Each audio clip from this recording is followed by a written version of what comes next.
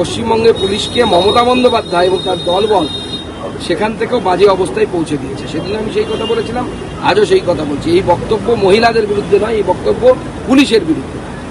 পুলিশের বিরুদ্ধে এই বক্তব্য, এবং এই বক্তব্য আমি 100% সহমত, এবং পুলিশকে এটা তৃণমূল কংগ্রেস করিয়েছে। অর্থাৎ নিজের জায়গা থেকে সুকান্ত মজুমদার এক চুলও নড়ছে না, স্পষ্ট তিনি জানিয়ে দিয়েছেন তার জায়গায় তিনি অনড় রয়েছেন। পাল্টা কি বলেছেন কুণাল ঘোষ, দেখুন। নারী বিদ্বেষী কমেন্ট করেছেন, এটা বিজেপির কালচার। বিজেপি নেতারা মহিলাদের অসম্মান করেন, বিজেপির রাজ্যগুলিতে নারী নির্যাতন তুঙ্গে উঠে আছে। সুকান্ত মজুমদার অপমান করেছেন এবং তাকে হাত জোড় করে ক্ষমা চাইতে হবে। সুকান্ত মজুমদারের বিরুদ্ধে এফআইআর রুজু হয়েছে, বরতলা থানায় অভিযোগ দায়ের হয়েছে। সেই অভিযোগের প্রেক্ষিতে এফআইআর দায়ের এবং এফআইআর এর ভিত্তিতে ইতিমধ্যে তদন্ত শুরু হয়েছে বলে পুলিশ সূত্রে খবর।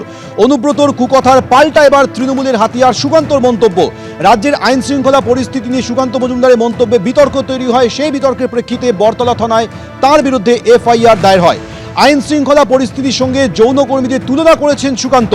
সংবিধানে শপথ নেওয়া কেন্দ্রীয় প্রতিমন্ত্রীর মুখে কুরুচিকর মন্তব্য। মহিলারা অপমানের যোগ্য বলে ওরা মনে করে, নারীর সম্মান বলে কিছু নেই। সুকান্তর ভিডিও পোস্ট করে তীব্র আক্রমণে তৃণমূল কংগ্রেস।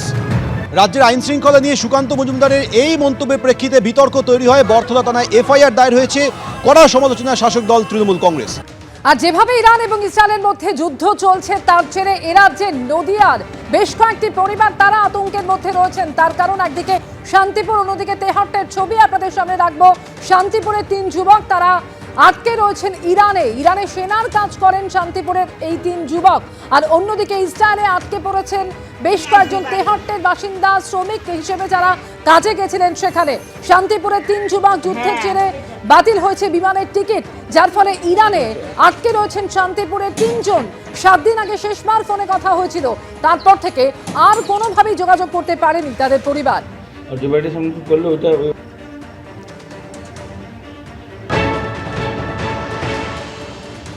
ওখানে শুনছি, মানে খবরে দেখছি, টিভিতে দেখছি ইরানের যুদ্ধ হচ্ছে।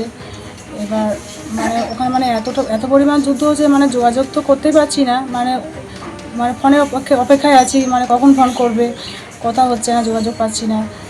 এবার চাই যে ভালোভাবে সুস্থ হয়ে বাড়ি আসুক, এটাই চাই। ঠিক যে অবস্থা শান্তিপুরের এই পরিবারগুলির, একই রকম উদ্বেগ, উৎকণ্ঠার মধ্যে দিন কাটছে নদিয়ার তেহট্টের বেশ কিছু বাসিন্দার, বেশ কিছু পরিবারের। তার কারণ নির্মাণ শ্রমিকের কাজের চুক্তিতে তেহট্ট থেকে ইসরায়েলে পাড়ি দিয়েছিলেন, রোজগারের আশায় দেশ ছেড়ে ইসরায়েলে পাড়ি দিয়েছিলেন বেশ কয়েকজন। ইরান এবং ইসরায়েলের যুদ্ধের খবর শুনে আতঙ্কিত হয়ে পড়েছেন তাদের পরিবারের সদস্যরা। খুব শীঘ্রই এই যুদ্ধ বন্ধ হোক, এমনই দাবি জানাচ্ছেন শ্রমিকদের পরিবারের সদস্যরা। এনাদের সঙ্গে তুই কথা বল।